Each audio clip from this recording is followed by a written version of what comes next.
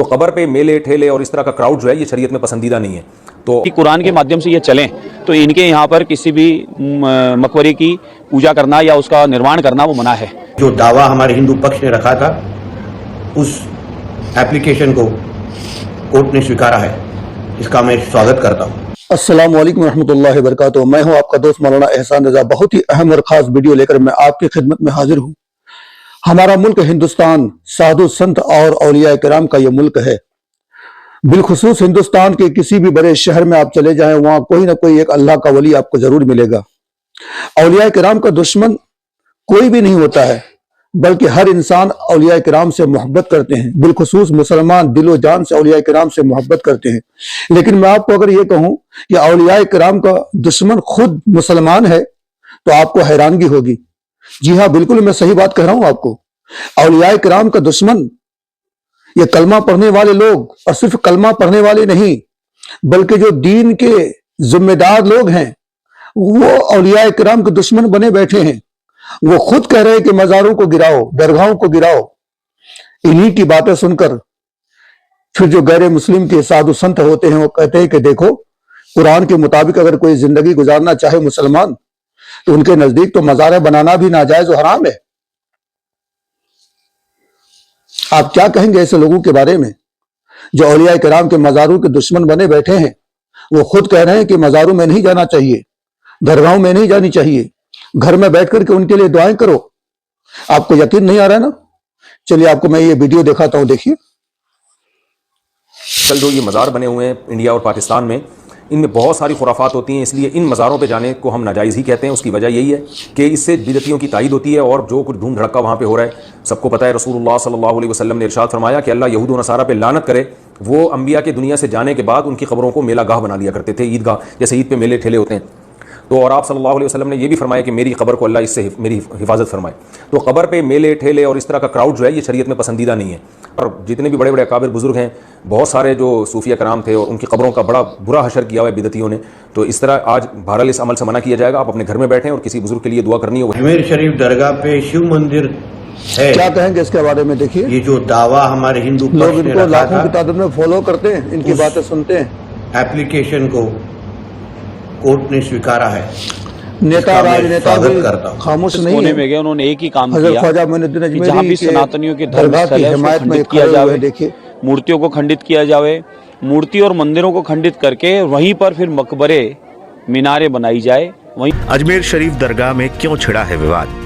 दरअसल सदन सरकार नहीं चलाना चाहती। सरकार जानती है कि सदन चलेगी तो देश में जो तमाम महत्वपूर्ण मुद्दे हैं जिसमें सरकार घिरी हुई है, अडानी का मुद्दा हो, अजमेर शरीफ दरगाह का मुद्दा हो, संभल का मुद्दा हो, सरकार को जवाब देते नहीं बनेगा। इसलिए सरकार लगातार भाग रही है और सरकार चलाना, सदन चलाना सरकार के ऊपर डिपेंड करता है। आपने देखा है इसी सदन को 146 विपक्ष के सांसदों को सस्पेंड करके भी सदन चलाई गई जब सदन चलाना था सरकार को, बिल पास करवाने थे। क्योंकि इस बार सदन नहीं चलाना चाहती सरकार, इसलिए लगातार भाग रही है क्योंकि उसे जवाब न देना पड़े। देश को समझना पड़ेगा कि सरकार आपके पैसों की बर्बादी कर रही है, सदन नहीं चला रही है, सिर्फ नाटक कर रही है। किसान जो है वो दिल्ली की तरफ इमरान प्रतापगढ़ी ने बड़ी अच्छी बात की।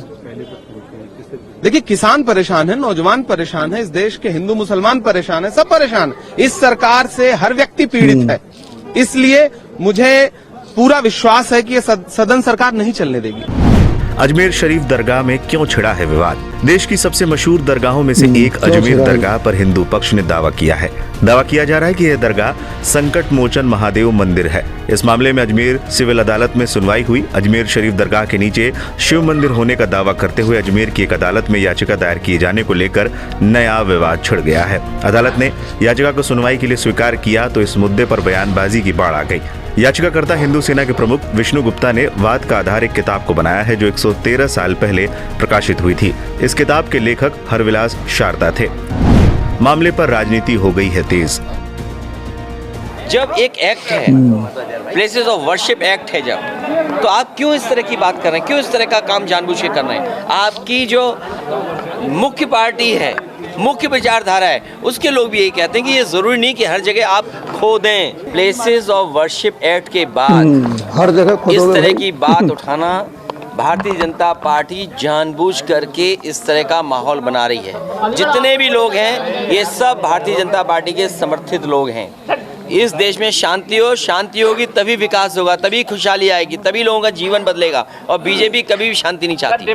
मैं जानना चाहता हूं, अगर आज कोई बुद्धिस्ट खड़ा हो जाए और वो कहे कि हिंदू धार्मिक स्थलों के नीचे बौद्ध मठ है, तो क्या सरकार परमिशन करेगी? क्या कोर्ट परमिशन करेगी?